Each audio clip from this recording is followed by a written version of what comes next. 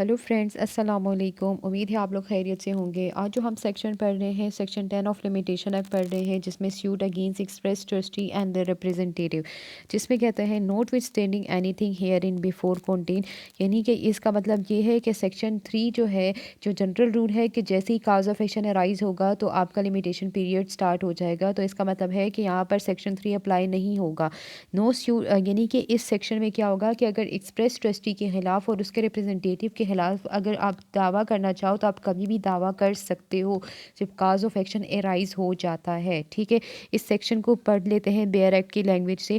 No suit against a person in whom property has been vested in trust for any specific purpose और against his legal representative और assignee. यानी कोई भी जो property है जिसको ट्रस्ट में दिया हुआ है किसी स्पेसिफिक पर्पस के लिए, तो वो जो जिसको दिया हुआ है वो ट्रस्टी है। ठीक है, और या उसके खिलाफ आप दावा कर सकते हो और अगेंस्ट हिज लीगल रिप्रेजेंटेटिव, उसके लीगल रिप्रेजेंटेटिव के खिलाफ, और असाइनी, असाइन यानी कि ड्यूटी काम करने वाला, जिसको ड्यूटीज़ और लाइबिलिटीज़ हैं जिसकी प्रॉपर्टी से रिलेटेड।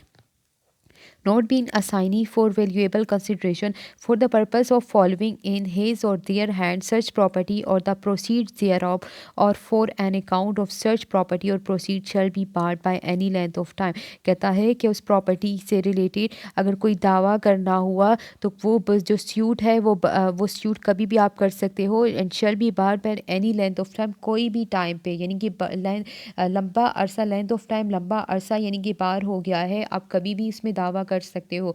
अगर मैं आपको इसको एक एग्जांपल से बता देती हूँ, यानी फॉर एग्जांपल एक स्कूल है, किसी ए ने अपना स्कूल दिया हुआ है, एक जगह दी हुई है कि उसमें यतीम बच्चों को पढ़ाया जाएगा, और उसके लिए एक ट्रस्टी को मुकर्रर किया हुआ है जो कि उसकी देखभाल करता है और उस प्रॉपर्टी को भी देख रहा है। लेकिन जहाँ पर अगर जो ट्रस्ट करने वाला पर्सन है उसको लगे कि वो जो स्कूल है उसमें से हेरा फेरी हो रही है, फीस से रिलेटेड हो रही है, या जो है काम सही से नहीं हो रहा, तो जहाँ पर यानी कि उसको लगे कि काम ठीक नहीं हो रहा, तो वो उस पर्सन के पास, जो ट्रस्ट करने वाला है उसके पास राइट है कि वो ट्रस्टी के खिलाफ दावा करे या उसके लीगल रिप्रेजेंटेटिव के खिलाफ दावा करे। ठीक है, उसके पास ये राइट है। अभी नेक्स्ट हम देखते हैं for the purpose of this section. अगर इस सेक्शन को देखा जाए तो कोई भी प्रॉपर्टी जो कि हिंदू या मोहम्मडन या बुद्धिस्ट रिलीजन, कोई भी रिलीजन हो सकता है, या जो कि चैरिटेबल में दी जाए, ठीक है, shall be deem to be a property, तो उस प्रॉपर्टी को हम जो है ट्रस्ट में दी जाए तो वो प्रॉपर्टी को ट्रस्टेड प्रॉपर्टी बोलेंगे कि ट्रस्ट में दी हुई है।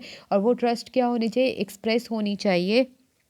और and the manager of such property shall be deem to be the trustee thereof, और जो उस प्रॉपर्टी की देखभाल करने वाला है जो कि मैनेजर है वो ट्रस्टी होगा उस प्रॉपर्टी का।